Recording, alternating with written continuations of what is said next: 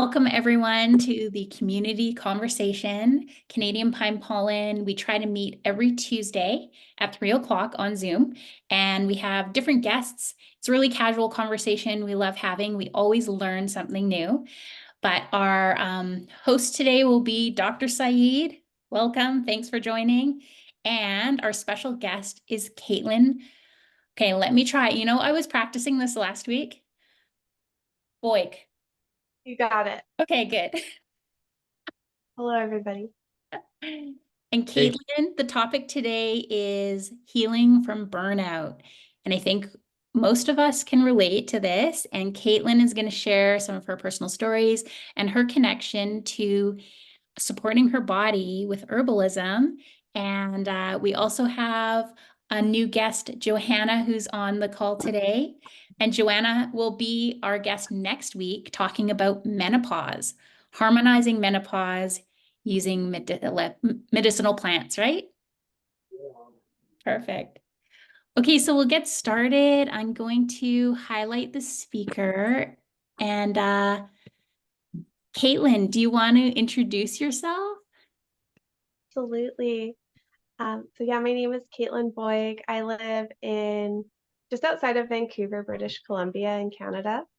I'm an herbalist, a visual artist, amongst a few other titles, but my main focus right now is art and herbalism. And the kind of herbalism that I do is I'm a community herbalist. So a lot of my work is I'll make like tinctures, salves, teas, but also educate people about herbs that they can use, especially herbs that they can find easily in their area, be it through foraging or through buying at the health food store or through connecting with other local herbalists to them to get these medicines. And I really like to work with herbs that are food medicines. So ones that can be taken long term, they're safe, and they really help to restore your system. And so I'm going to be talking about some of my favorite herbs to take for burnout in this talk today. But I wanted to start with just speaking about like what burnout is. yeah, It's something that I've experienced a few times. It's really like caused by like physical, emotional, and mental exhaustion um, from prolonged stress. And the stress could be from like a multitude of things, like from work or family or society, or even from illness. And what brought me to herbalism was my own experience through burnout caused by illness and recovering from it, wanting to use like natural remedies.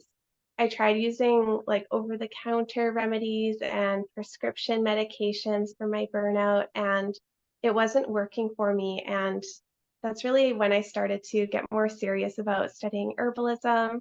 I took a 1,000-hour course through a school called Chestnut School for Herbal Medicine.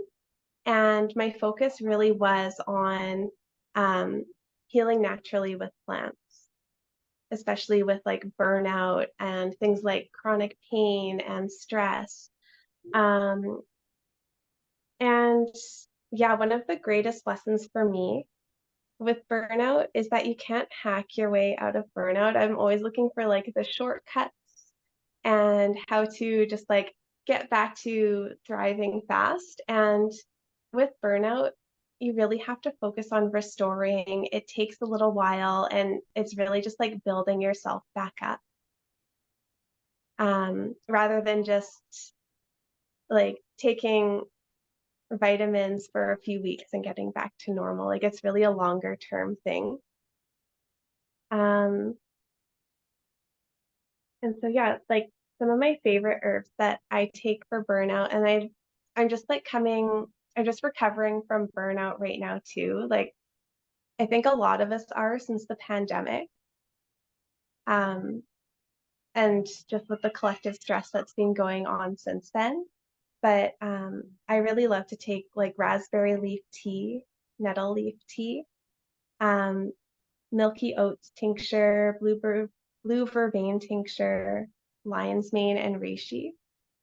And I take these quite often. Like with the teas, I'll drink them almost every day for about 3 months on, 3 months off.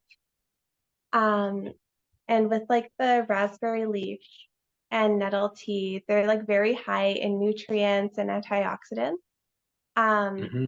And they really help to build things back up. And I see Dr. Saeid nodding too. I'm sure you know a lot about that. Um, a tincture that I just recently discovered, it's called Milky Oats. Um, it's a restorative tincture, and so it has a lot of nutrients in it too, and it helps build you back up. Um, and I started taking that last year, and I've found that it helps a lot too. I'm happy to share after the call too, like my favorite places to get these herbs. Um, and yeah, like I also got to try some of the Canadian pine pollen herbs as well. So like I have the gold one right here. I actually I've been drinking that one, and I think it's been helping with my sleep a lot. So I just drink it in like sparkling water. I think it Nice. tastes really nice. Um, but I've noticed that like with with the other herbs that I've been taking, that's been helping a lot. That's awesome. Yeah.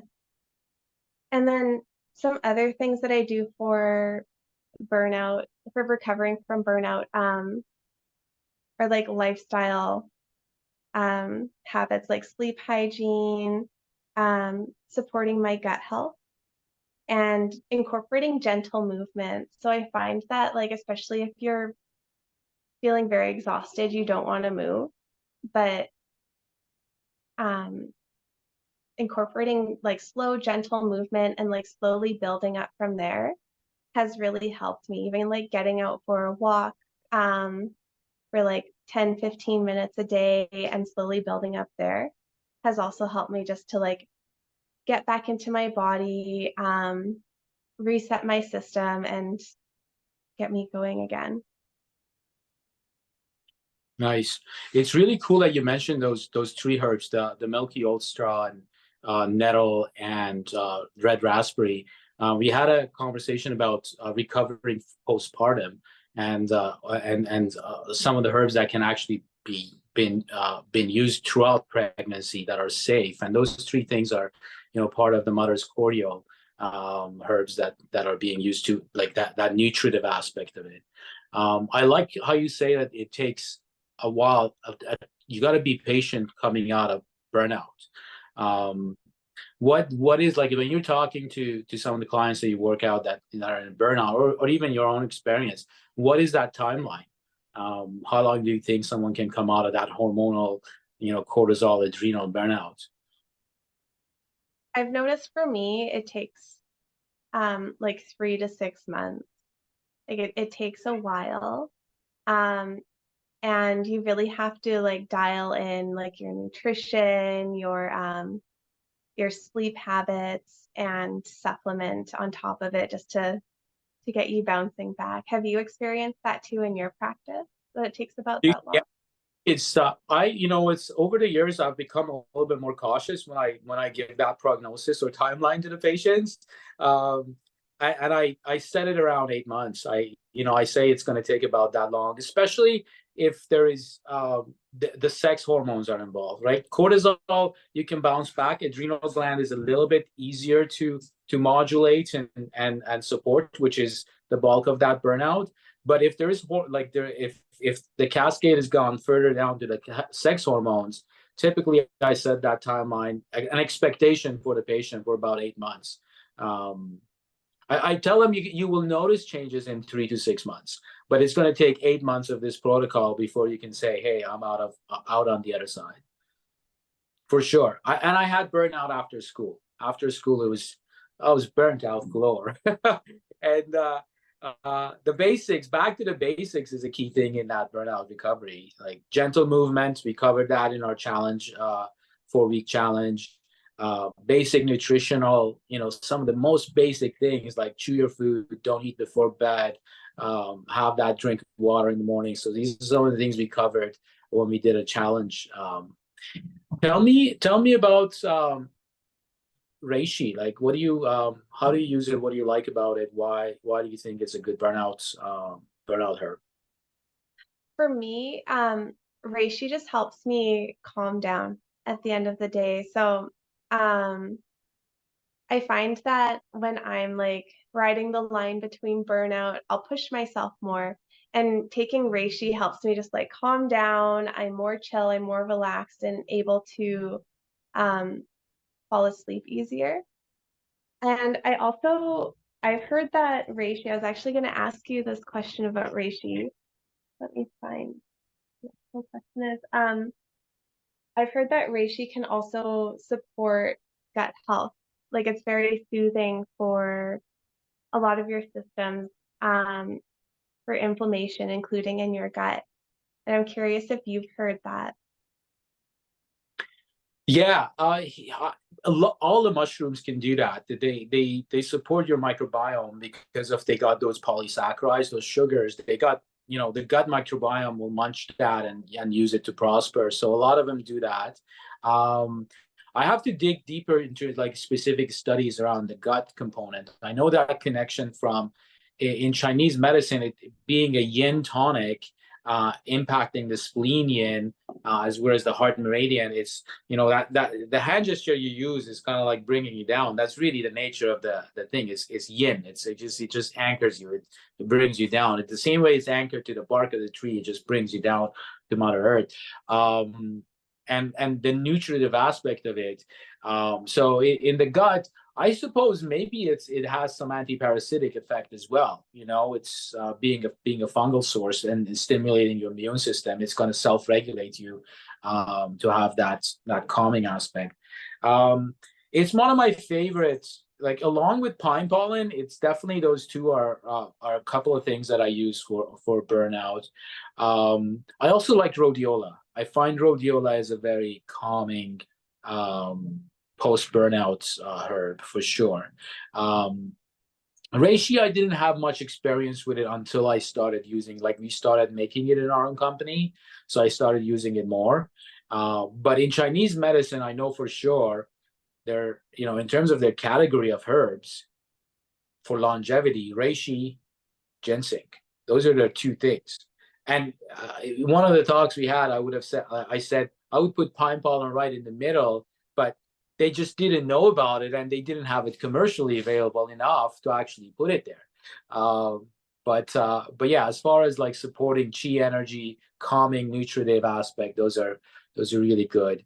And you can get a burnout from with ginseng. You can get a burnout from using it because of that stimulating aspect.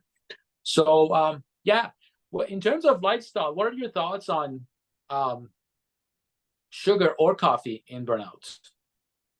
Um, so I don't eat refined, or I try my best not to eat refined sugar. Sometimes it's hard. But I also don't drink caffeine. Um, and I found that in the past, so I used to work at Starbucks where you're like Yeah, caffeinated your whole shift. You get like a free coffee every break and before and after your shift and a free pound a week to take home. And so I used to be very addicted to coffee, and I found that if I didn't drink it, I would get the craziest withdrawal symptoms. Um, I couldn't function without it. If I didn't have it at like a certain time in the day, my brain just wouldn't work. And I was able to um, depend on caffeine throughout my university life, just to get through while I was working and going to school. Um, but I think that really contributed to the burnout that I felt after school, and I'm sure you can relate to yeah. that as well. And I think a lot of you can. Not out Um, bad. Not it enough. keeps you going and it gets you through. But for me, in recovering from burnout, um, if possible, I'd suggest cutting out caffeine and refined sugars entirely. And if there's like a big dependence on it, like slowly weaning off is probably the way to go, because it can be quite jarring if you just quit it cold turkey. But I also entirely understand that like some people are in the state where like they can't function without coffee, because I've been there. And like having things like a cup of green tea or matcha are like a really good substitute to drinking coffee, I find. But yeah, if possible, it's best to, in my opinion, it's best to like cut the caffeine and cut the refined sugar when healing from burnout specifically. Yeah, it's tough to stimulate an organ and expect it to actually heal itself. Um, Interesting enough, like when you compare tea to coffee, my experience has been tea doesn't cause burnout, but coffee in itself can be the single culprit for burnout. Um, I chuck it down to tea having L-theanine, which, as we know, like if you are in a kind of like fight and flight state all the time, the L-theanine can help anchor you, and also the fact that coffee is very acidic. So that acidity is going to put more demand on your cortisol to heal it. Would do that. So my 2 cents is like, if you're healing from burnout, you can't with coffee and sugar. I always say that. And in fact, it's a contract between me and the clients that if I'm to help you, there is no way to stimulate an organ while we are trying to nourish it. So switch to tea, like you said, switch to a green tea. If you can go completely off it, then great. I'd never put a demand on my patients that I don't put on myself, and I love my cup of tea. So and when what about when you're healthy? What are your thoughts on coffee? Like how much coffee is too much, and how much is enough? So what I've learned as a woman in my childbearing years is that we shouldn't be drinking coffee at all. I think for what I've heard is like women after menopause, coffee is fine, and then for men, it's fine in moderation. So like a cup a day, um, no later than like 2 p.m. so it doesn't disrupt your sleep cycle. And to drink it after you eat breakfast, um, or to combine it with a fat, like through like bulletproof coffee or something. I've heard people really benefiting from that. But yeah, what I've learned just as like a woman in my childbearing years is that it really throws off your hormones when you have coffee. Perfect. Yeah. I see John's got his hand up. John, questions? I have a question. How much of a benefit would it be? I started buying for my wife some mold-free, mycotoxin-free, low-acid coffee, and she usually just drinks like usually 1 cup a day, maybe 2 cups a day. Like how much of a difference would that make over just drinking the normal coffee full of acid and mold? Yeah. It's obviously it does. I mean, it's if lower acidity, less mold, you're introducing less toxins. Even with that, when you look at the traditional use of coffee, it's always been in moderation. It's always been after a meal, so it's something in your stomach, so that those alkaloids don't just rub against your mucous membrane as a standalone. Really kind of like a technical question here. Now it's like, is it 2 or is it 1? My rule of thumb with food versus medicine, I say food, don't do anything more than 4 times a week. Medicine, if you must, it might be some ongoing thing, but even that there should be cyclical. So is it coffee? Is it broccoli?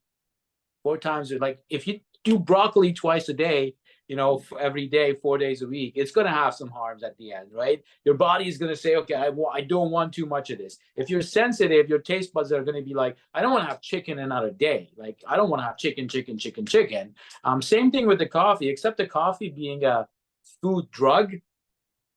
food drugs tend to have and create their own kind of addiction. So that would be my 2 cents for your wife, for that really awesome coffee you got.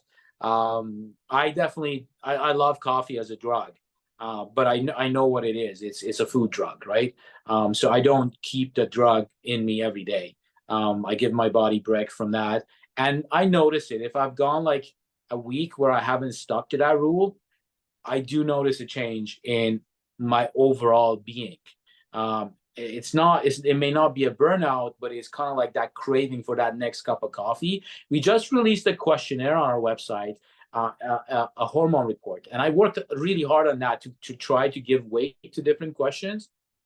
The one question that I gave the biggest weight for cortisol was, do you crave stimulants or sugars to get your energy going?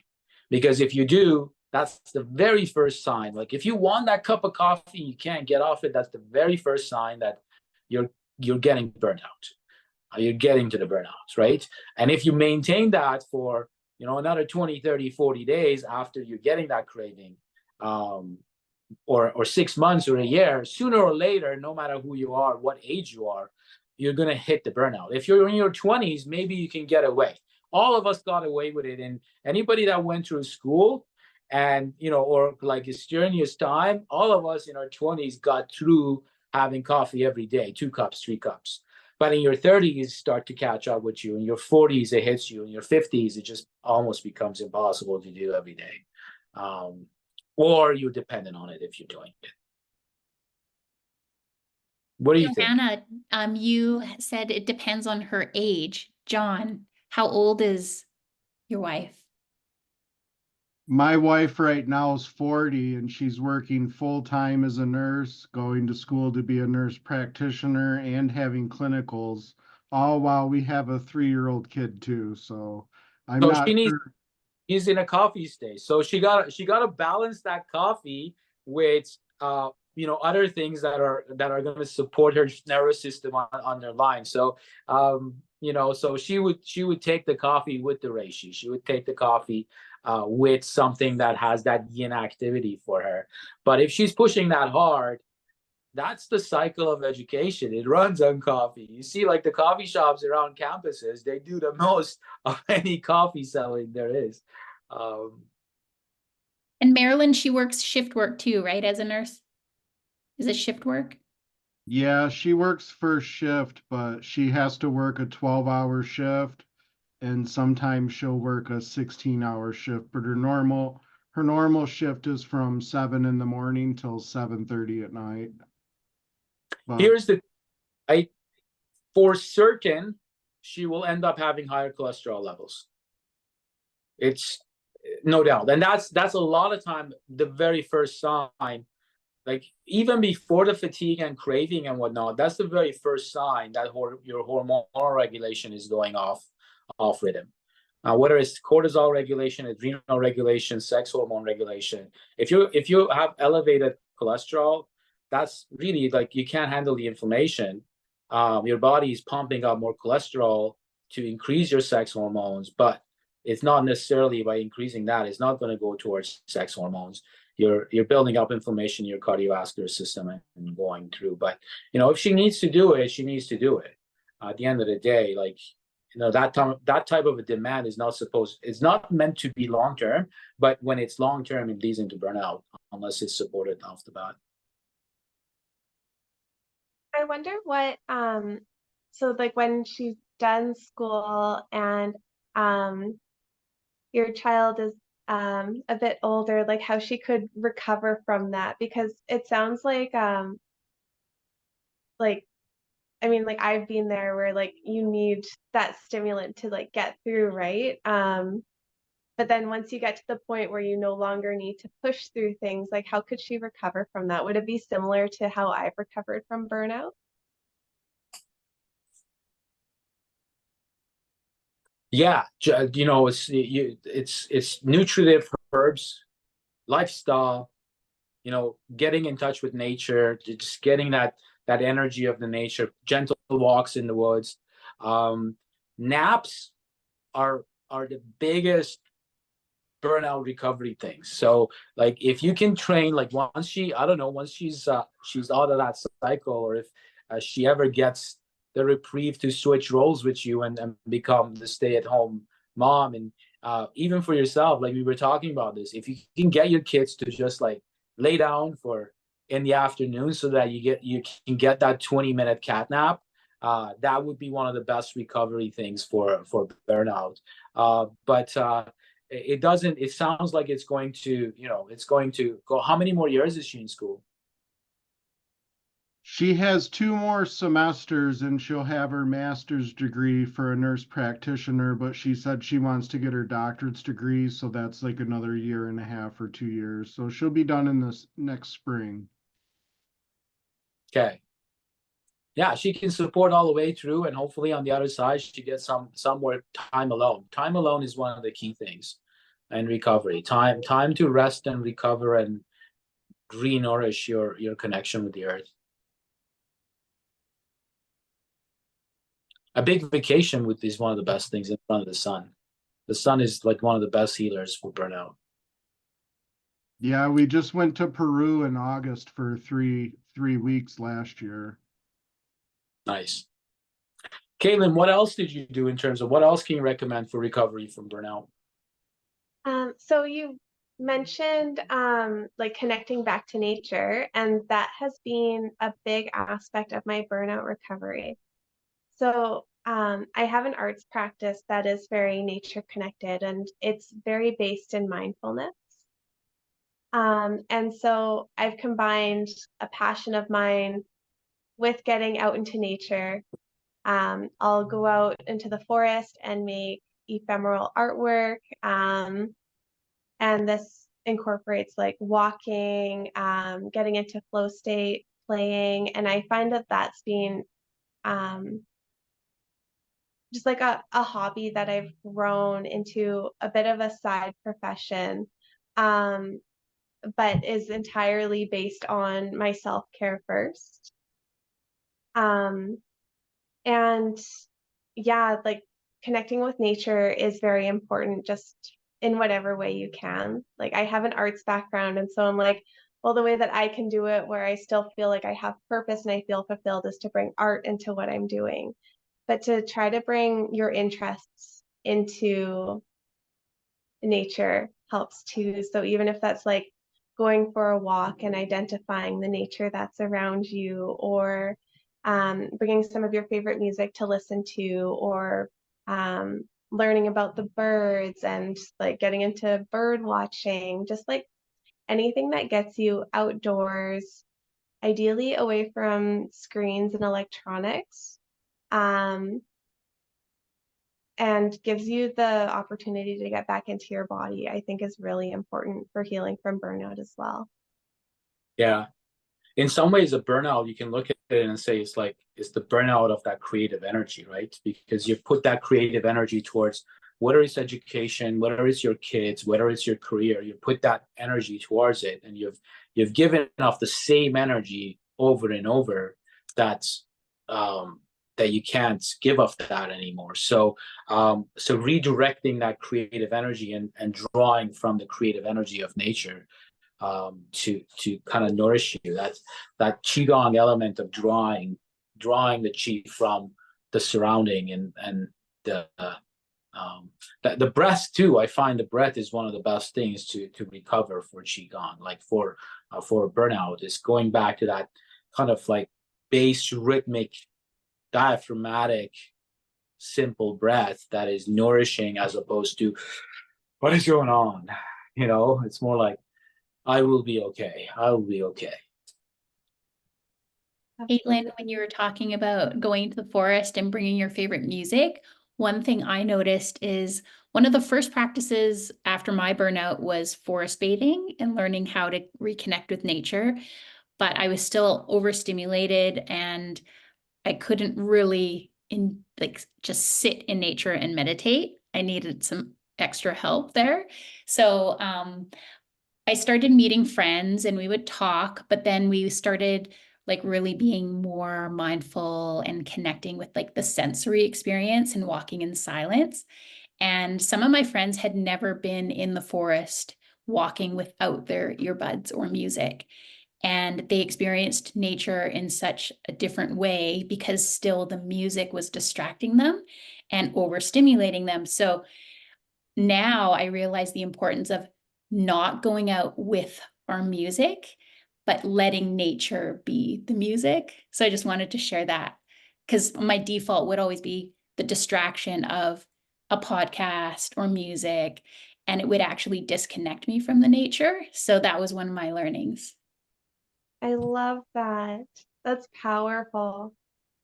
Yeah, and it wasn't until we were really like we had that container of, okay, we need to be silent, and we had to take it away, we noticed how nourishing that was.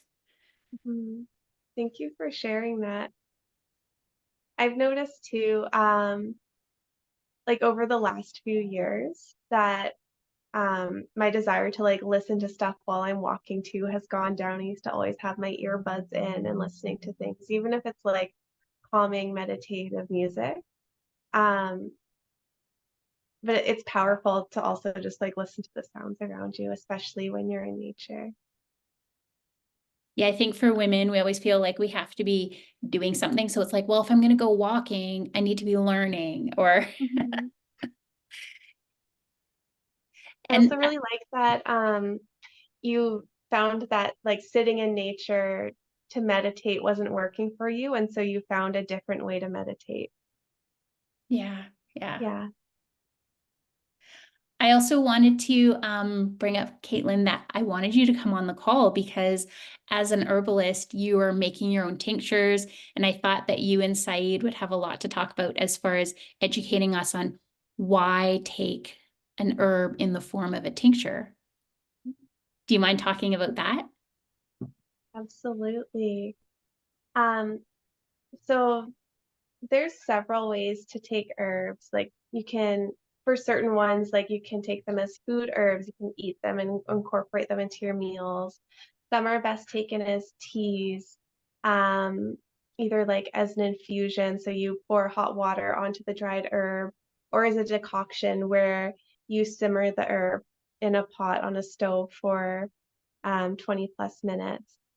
And then there's tinctures, which are typically alcohol based, and the alcohol in the tincture will extract like certain constituents of the herb to make it more like to take out like the medicinal constituents so your body can then absorb it. And it's all dependent on the herb. So, like, for example, with like nettle leaf and raspberry leaf, these herbs are very nutritive, and these would be ones that I'd be taking as food or tea because of the nutrients in it. If you take them as a tincture with alcohol, the nutrients would be lost in the alcohol. But for things like mushrooms and some of our um, other herbs that aren't as nutritive but have different medicinal qualities, the alcohol actually like makes it so your body can utilize the medicine that are in those plants. Um, and I was actually looking at the tinctures from pine pollen and noticed some interesting things that I also wanted to pick Dr. Saeid's brain about. But before I do, did you want to add anything to what I said about taking tinctures? Yeah, that's absolutely like tinctures are and the fact that they preserve the herb, right? Because that Mhm. nettle alfalfa um, um, or any of these nutritifers, you probably want to have it within the year it was harvested. You don't want to let it sit for, another year on the shelf. So a lot of us are guilty of buying really awesome culinary herbs that have really great digestive impact. So like your bitters, so things like rosemary, cumin, fennel, thyme, oregano. We all have that, and for a lot of people, it sits in their cupboard and they don't use it. Whereas those have like really good medicinal powers to keep your digestive system healthy. And when they use it, you see like 5-year-old herb in the cupboard, and they're still trying to eat that. And well, why? Like it's just a little bit of flavor that's gone stale for the most part. So, but then some of the other ones that are that require the alcohol for the extraction, so like things that have alkaloids, things that have enzymes, things that have molecules that come out either with the requirement of the heat in the decoction or the requirement of the alcoholic extraction. By extracting them in alcohol, you can extend that shelf life for 2, 3, 4 with tinctures almost indefinitely. As long as they're kept in a cool, dry place away from sunlight, the alcohol is going to preserve all the constituents. Over time, it will start to precipitate, and some of them will like form a tin film on the bottom. But even then, is in an alcohol is just viable for many years after. That's so true. Thank you for adding that. Mm-hmm. I actually have tinctures in my cupboard that are still good from like 5 years ago that I still take. Yeah, you just keep them in a cool, dark place. Probably best to take them sooner, but sometimes you get a tincture and then you take it for a bit, you don't feel called to it for a while. That can happen too. You got a little guess, John. Who is that? That's your. Oh. It's Little John. It's Little John. This is my cause of burnout. Yeah. Good one. So what were you going to ask about our tincture, Kaitlyn? Yes. So I noticed in some of your tinctures, you add glycerin to them in addition to the alcohol. Yeah. And I'm just curious why. So there's 4 classes of enzymes in growth hormones in pine pollen. One of the class is the brassinosteroids. Brassino, because of their discovery in the brassino seed. Steroids because they're hormones. So the testosterone, DHEA, estrogen, progesterone, all of those under the brassinosteroids. Another class is called gibberellins. Or gibberellins. I got to Google the right pronunciation. It's such an obscure word, but not obscure. It's just underutilized. But they're really they've become the focal point of research because they can trigger stem cells. They can trigger germ cells. They have a lot of anti-cancer activities, and the class of molecules traditionally were extracted using glycerin. For most of you, like with the Herbalist, you probably heard of chemotherapies. Chemotherapies are, in contrast to herbal therapies, chemotherapies, they use the same herb, but they use the spring bud, the growing part.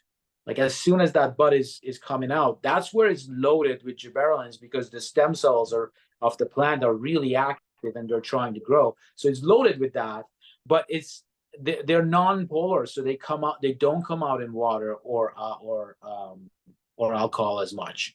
The less polarity there is to your extraction fluid, the better extraction you get from them. So knowing that pine pollen, because again, it's in that budding aspect of the pine tree. So knowing pollen buds had gibberellins in them, the research is clear. They do have gibberellins.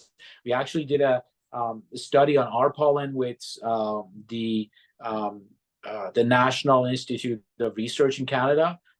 It's not NIH. It's the Canadian Institute of Research. The acronym escapes me. And we looked at it specifically the brassinosteroids, gibberellins, two other classes of hormones to see what is in there. So knowing gibberellins were in there, we decided that I don't want it to go to waste. They do need the glycerin to come out, but the reality is that the brassinosteroids, the androgens, come out better in alcohol. So now what we do is we do that alcohol extraction in cold so that we don't damage the testosterone and the DHEA and whatnot. And then we run a second extraction on the pulp that's left from the first extraction in water and glycerin in order to get out those growth hormones.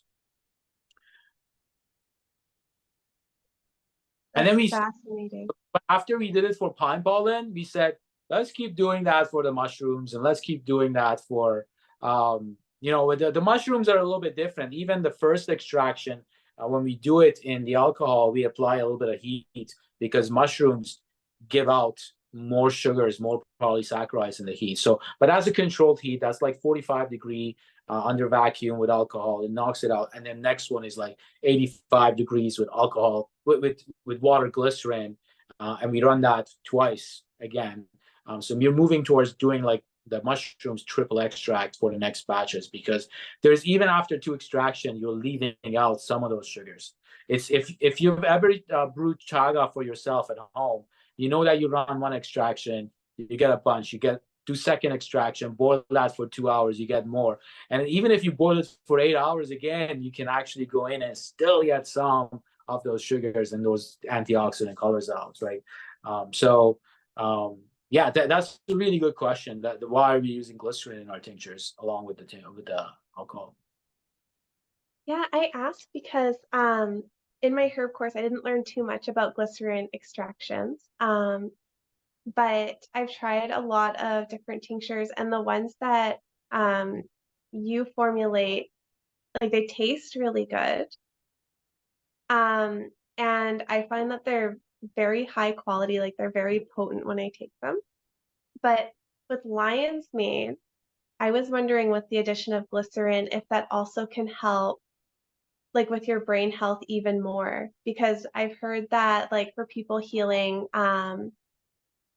from like psychological injuries like post-traumatic stress disorder, having a bit of glucose is necessary for helping to like build new neural pathways and to improve your brain function. And I'm curious if like that's another reason why you included glycerin in the lion's mane tincture specifically, is because it helps like with the absorption and with the just the benefits to your cognition. I can't take credit for that. I did it just for the taste. With the mushrooms, I really did it. Because I was a purist when I graduated. You wouldn't find the supplement and pill in my practice. Like I had a dispensary full of tinctures, tinctures galore. Like I had it all. That was my whole thing about naturopathic medicine was I'll have my practice and I'll have all the herbs and I'll do tinctures and all that. But over the times I realized patients preferred convenience over purism. I think there is something about the substance and the energy of the water molecule, that signature of the substance that is carried through in the fluid particle to the body, that trumps any pill as a supplement. But patients didn't agree, or the ones that needed a specific formulation of 5 or 6 things, they would be taking too much alcohol over time, right? So in that sense, over time, my practice started switching. So when we started making these, I told myself, like if I can make it a little bit tastier, maybe I can overcome that. And when we made the alcohol, like we had a company do our alcoholic extract on the pine pollen first, before we actually started formulating ourselves and bringing it in-house. We passed it on to someone to do it. And they came back and they had used 40% alcohol, which was my request because I wanted high alcohol to get the testosterone out. And that thing was so potent. It was just so potent. I was like, oh, it's burning. But the glycerin kind of like cuts that edge. But really, the glycerin was the gibberellins. And then when I realized that taste difference, we said, let's keep it for all the other tinctures to make it more palatable and easier for people to take it. But yeah, thanks for that. I got to read more into that with the glycerin and the brain energy component. Mm-hmm. Yeah, it was specifically about glucose. But I know that glycerin is a sugar alcohol and it has some sugar in it. And I actually tried the tincture, the pine pollen and the lion's mane tinctures without looking at the ingredients in the bottle first. I'm like, these are delicious. And then I looked afterwards and I'm like, oh, I wonder why there's glycerin. Like maybe it's to do with the cognition. So yeah, definitely something. Maybe it's a side benefit too. Yeah, the cool thing about our lion's mane tincture is that we started from fresh lion's mane. The other ones are all dried, the herbs, but the lion's mane we started from fresh. So we actually get, like, if you compare our lion's mane tincture to any lion's mane tincture that you can find and compare the taste, you get that mushroomy taste in it because we are starting from the fresh, and then run the alcoholic extract on the fresh, and then bring it to boil and decoct it and get the more of the polysaccharides and whatnot. So it maintains that kind of flavor and taste and the profile of it. Yeah, I can tell by the taste that it's like very high quality too. It's a very delicious tincture. I have another question too. With like healing from burnout, I know that like the term adrenal fatigue isn't technically accurate, but I wonder if like taking things that have lots of vitamin C in them can further support healing from burnout. Like that's what I've learned, like through the lens of adrenal fatigue, is that like your adrenals need to be nourished with vitamin C, and taking things with the high vitamin C content can help you bounce back stronger over time. Is that still accurate? That is definitely accurate. It's, if you think about, I mean, adrenal fatigue is one of the terms you can define burnout with, simply because it comes back to your cortisol regulation, and cortisol is your main anti-inflammatory hormone in the body. So if you're not regulating inflammation, your sleep is not as rejuvenative and anti-inflammatory. You're in a burnout state, right? And vitamin C is your best water soluble based antioxidant, and inflammation at its core, at its biochemistry, is an oxidative process. So the inflammation is being resolved by antioxidants, or antioxidants slow down the inflammatory processes. So loading up the body with antioxidants and vitamin C would be a key thing for recovery. Another thing, in terms of, like, if you're talking about what other tools in bottle that you can take, of course, taking the adrenal gland itself. Michael, for you that you have your own animals and you do, like, tongue to tail, the adrenal gland itself is one of the best medicines for recovery. And in fact, I use that with every patient that's got burnout. We put them 4 times a week, because it's food, on freeze-dried adrenal gland extract, depending on the brand. The amounts would be, twice a day, and ideally like around the times where the cortisol is most active, first thing in the morning, early afternoon, to nourish that gland. So vitamin C is a key thing. B vitamins, B5 is a key thing in there. Minerals are key. If the burnout is from deficiency, minerals become really important.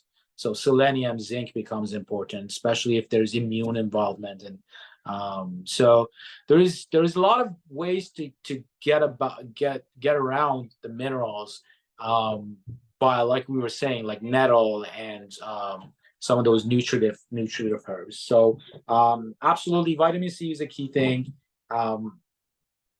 The Evergreen C we make has vitamin C. I don't necessarily like. I think glutathione might be a better choice with that aspect, because of the anti-inflammatory, or even lipoic acid. Our lipoic acid, I find, is, if you're looking at antioxidants and supplementation, vitamin C, I would say, is more of, like, everybody needs vitamin C. Get your fruits. Get like 4 or 5 servings of fruits. Get a meal of full fruits on an ongoing basis, whether you're burnout or not. It's more important to get it in burnout. But if you have inflammatory symptoms, that's the thing. That would be the distinguishing factor. If you have, let's say, joint pain, if you have physical aches and pains with the burnout, then you definitely want to get in with some of the anti-inflammatory antioxidants in there. Thank you. That's so good to know. Something that I learned about just like tree medicine in particular is that like things like pine and spruce have high vitamin C content. And so it's really cool to see that you guys also sell like freeze-dried pine pollen and like spruce tips as Yeah, well. Do you think that those contain the vitamin C? yeah, that's what we got our NPN for, national product number, as a source of vitamin C. And Yeah. they were like First Nations across North America. That was in wintertime. That was their source of vitamin C. In the summertime, they did the berries, but that's where they got their vitamin C from the spruce and pine and I want to say hemlock needles. I'll have to double check on that. But three conifers that were mainly used. They did use cedar somewhat as well, but cedar was like dose controlled. If you overdo the cedar, it can be toxic. But if need be, that can be a good source of vitamin C. Interesting about vitamin C is, end stage of low vitamin C is scurvy, where you're having all sorts of like gum issues and connective tissue disorder and whatnot, because it maintains the integrity of the oxidative integrity of connective tissue. But when you're in that stage, you only need 6 milligrams of vitamin C on a daily basis to start recovering. So your body is really efficient at directing that vitamin C towards the connective tissue, as opposed to other organs. But then when you take lots of vitamin C through fruits and vegetables, that connective tissue coverage spills into, neurological coverage. It spills into liver protection, adrenal protection, this, that, the other. Thank you for sharing that. We can open it up to questions if Yeah. anyone has questions for Kaitlyn or Dr. Saeid. Michael, go ahead. I have a question with my burnout. It's like where she got called to use vitamin C anyways, because I was just kind of called to vitamin C also. But if she ever heard of two herbs and Dr. Saeid too, they really were so beneficiary, which they grew out in my backyard. I kind of just stumbled on them and like the plant was talking to me. Well, number one herb was called the shepherd's purse, which is a plant full of hearts. So I looked at it and it kind of saved my wife's life, shepherd's purse. And after a while, I did research with the trauma I went through. I started taking it, and with the shepherd's purse tincture, you take it every 15 minutes for an hour, and every hour after, and it kind of normalized my whole system with shepherd's purse. But it was in my backyard and grows everywhere. It's just a really cool plant. It's a plant that's full of hearts, and it's like it was talking to me. So I got it back, and my wife's like doing some research and checking her books, and she's like, "Yeah, that's an awesome herb." And the other one that we got growing everywhere here, which she makes a lot of tinctures out of, is Motherwort. So what are your thoughts about them two herbs?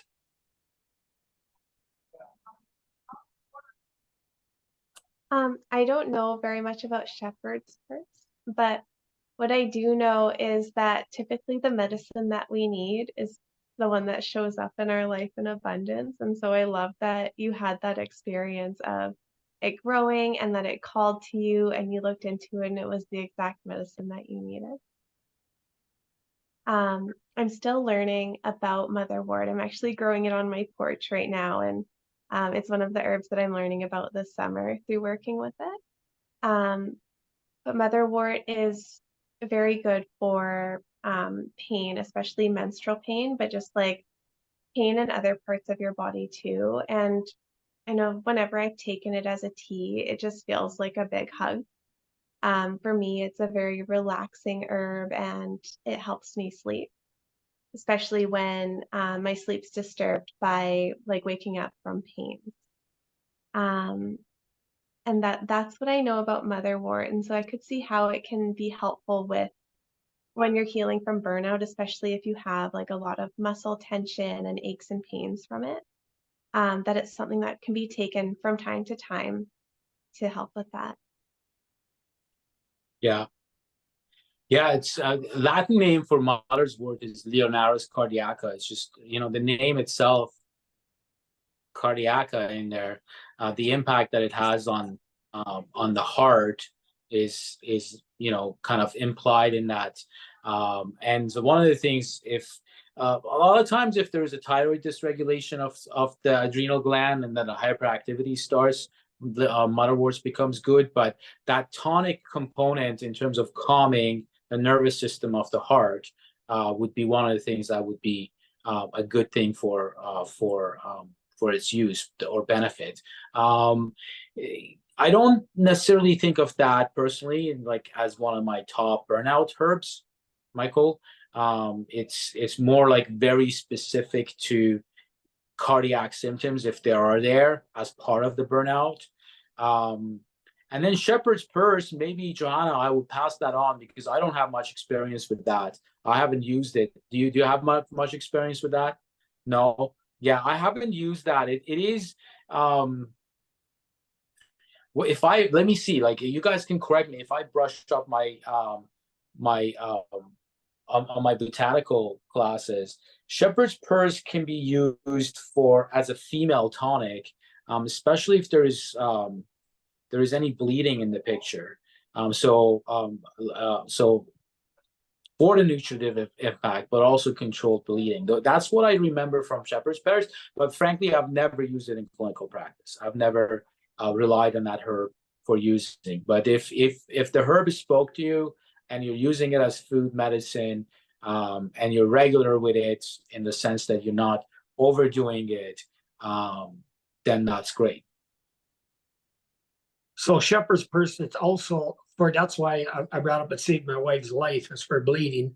And the other thing was the World War II vets use it for a nervous heart.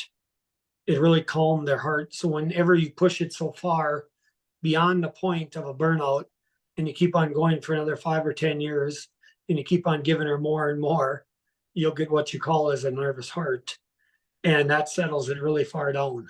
I don't recommend anyone to push themselves that far, but yeah, you got to do what you got to do.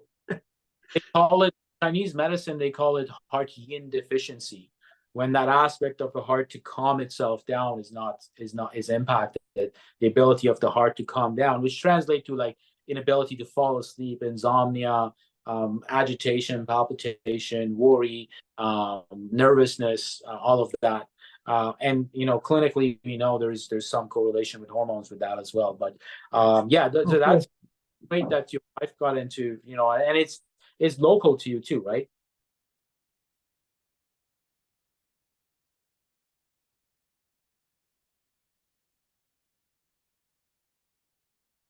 Forgot to unmute. I want to be respectful of everyone's time. We've been here for an hour. Thank you everyone for coming.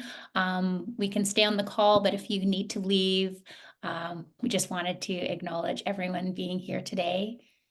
And thank you so much.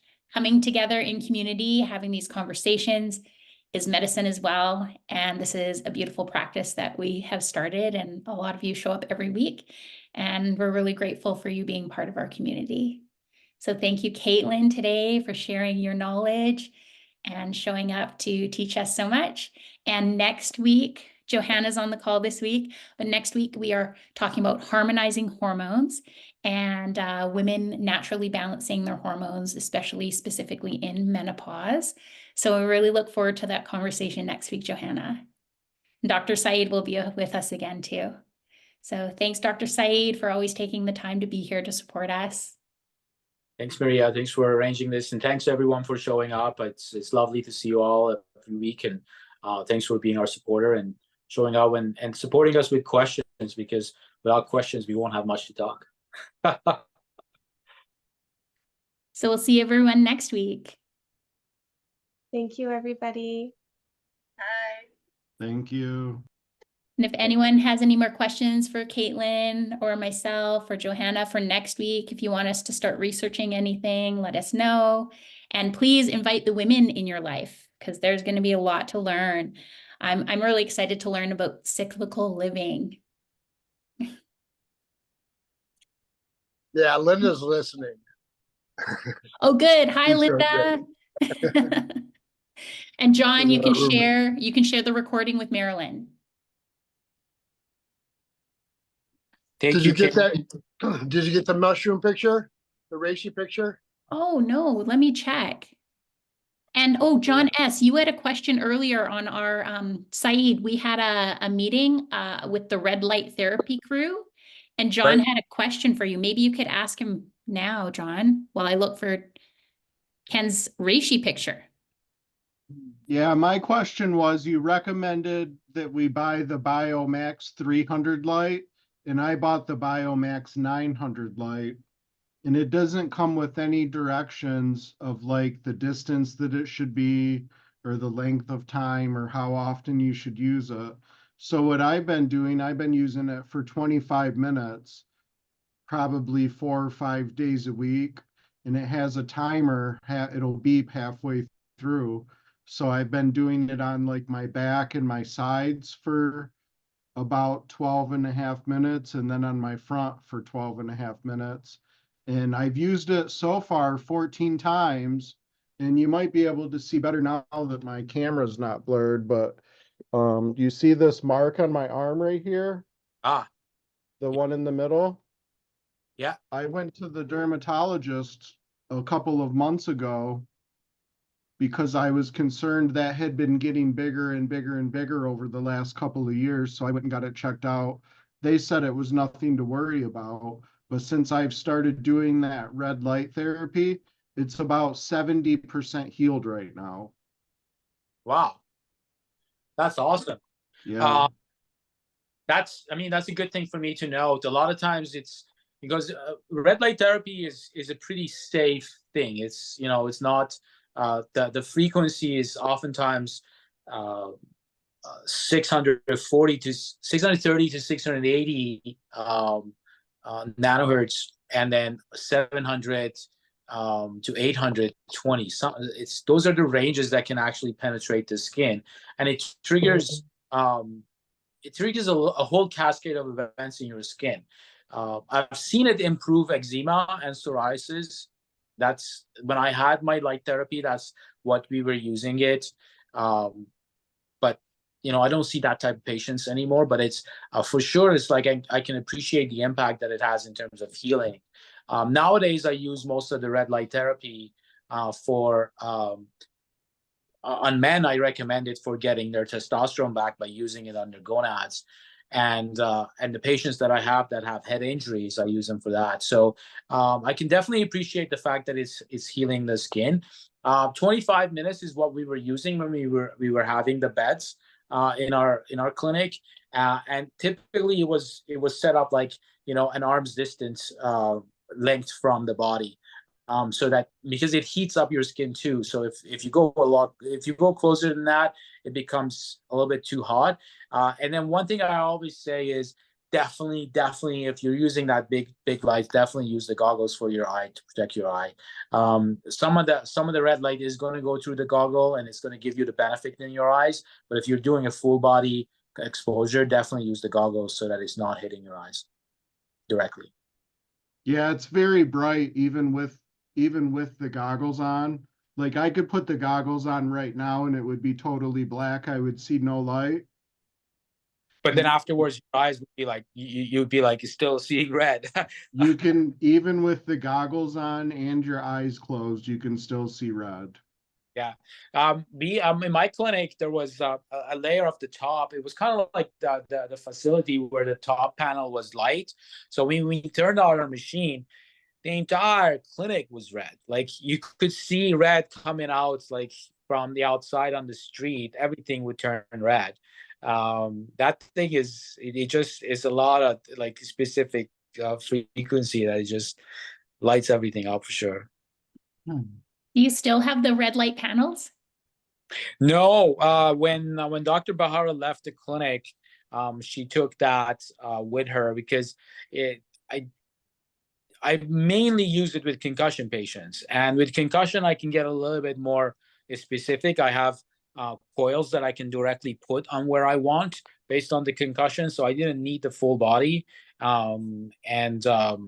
so I've reverted to using that. Before she brought it into the clinic, I was using that. She was seeing patients a lot with skin issues, and then the whole idea of around testosterone therapy and getting testosterone up came because one of my patients came back to me and said, I've been working with him for a long time. I had used pine pollen. I'd used another formula for testosterone with him. His testosterone was coming up, but he came back to me and said, Saeid, like for the past 3 months, I've been using this, and my testosterone is at 29. So it was like over the limit, Canadian limits.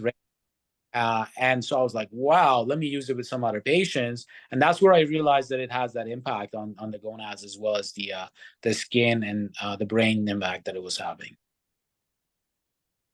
I've never had my testosterone levels checked yet, but I feel like using that red light for 14 times is definitely boosting it. And I've Yeah. been doing a liver, parasite, and kidney cleanse for a little over a month, and my body usually can't handle much supplements. So I quit taking all the supplements, pine pollen tincture. I've quit taking everything except for what my holistic doctor has me on for this cleanse. And I feel like the red light is doing for me like all the benefits that I was getting from the pine pollen. So it's been a great thing. Like it's been such a blessing to do these calls and get this advice and all this information. It's like really, really great. I appreciate it a lot. You're welcome. Glad. Thanks. It's good to hear that. Okay, I'm going to share Ken's photo that he sent me, and Ken, you can share a little bit about your love for mushrooms right now. Yeah, I really enjoyed them a lot. I've just been taking them all the time. This here is right outside my back door. It's one step out my back door. This is an old dead stump, old maple tree, and it had these ones on it last year, but they weren't bright like this. They were all, dark and yucky looking. Well, these started springing out, and you can see even on the lower right hand corner, there's a little bitty nub growing out of the stump in the ground right there. I mean, they're just growing all around that thing. The bigger one there is probably 12 inches in diameter. Oh, I see the little baby one. It's so cute. So Saeid, are these reishi mushrooms? So Ganoderma is like, it's just Latin word for it is like shiny skin, and you can see the shiny skin on this. I would have to, to be honest, I would have to like have it in my hand to tell you whether it's reishi mushrooms or red belted polypore. I would have to look at both sides. It does look like reishi because of that shiny presentation, that white outer coat, but a very like a good polished wet red belted polypore can look like this as well. The bottom is smooth. It doesn't have gills, so it has pores. I think I can't get my head underneath there. I got to try to jam my camera under there and get a good picture of it, but too close. Anyone else that's on it? I think it looks like a reishi, but it's just from a photo identifying that and giving you the go ahead on that. It could be reishi. Most likely it's reishi. Some resemblance in the red belted polypore. Red belted polypore would have a little bit more of a browning, right, similar to that middle picture that you shared, Ken. But browning would come a little bit more to the top of the body. So they do look like reishi.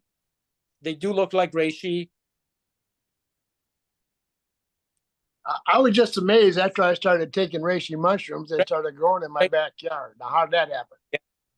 Yeah, exactly. It's the plant is speaking to you.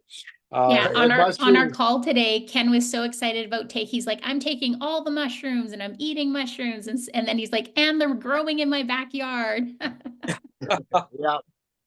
I never was big on mushrooms before. I didn't really care for them that much, but I've been eating all the edible, the food mushrooms, and daily, and taking the tinctures, and yep, I feel better than I have in a very, very long time. Was it you that lost 10 pounds? No, Michael lost 10 pounds in the last week. And then Ken said that his fat is melting off even more on his stomach. And Michael told me that if you pinch your skin, that it'll help take up the slack in your skin. So I'm doing this to my cheeks. I've been pinching ever since I talked to him today. I lost a lot of weight for you that don't know. I lost 120 pounds, so I have skin. You know, he just gave me that information today, so I've been pinching.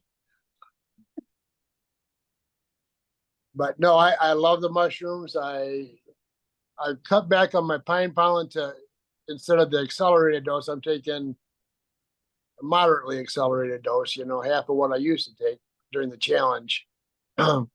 So I want to see how that affects, because I got another testosterone test with my blood tests in 3 weeks, I think. So I'll know better then. That's great. But you know what? The red light is even growing here on my head. Oh yeah, let me feature you and you tell Dr. Saeid about that. Yeah, you know, you know, I've been putting it on my gonad, you know, I've been putting it right on there like you told me. Okay. And I'm not a real hairy guy except my face, you know, but I started growing a lot of hair.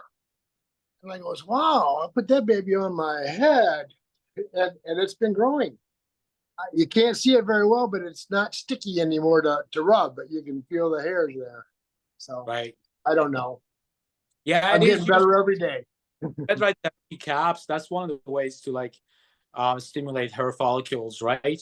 The hair loss, men's hair loss is a big challenge in the world of treatment and prevention. But red light definitely shows some promises, especially if you catch it on early on. Like a little bit of fuzz, that's great, but will it like get your hair like your beard? Probably not. But Yeah. it's worth a try. Yeah. You know, who knows? Yeah. I'm sitting there anyway, doing the red light as it is. So exactly. Great. Okay, well, thanks, Dr. Saeid. Thanks, Thank you. Next week. Thanks, Thank you, Caitlin. everyone. Thanks for sharing, Ken. Bye, John. Bye, Thanks, you Kaitlyn. Bye, guys. Johanna. Bye-bye. Bye, everybody. I can't. Thanks for sharing. I can't read.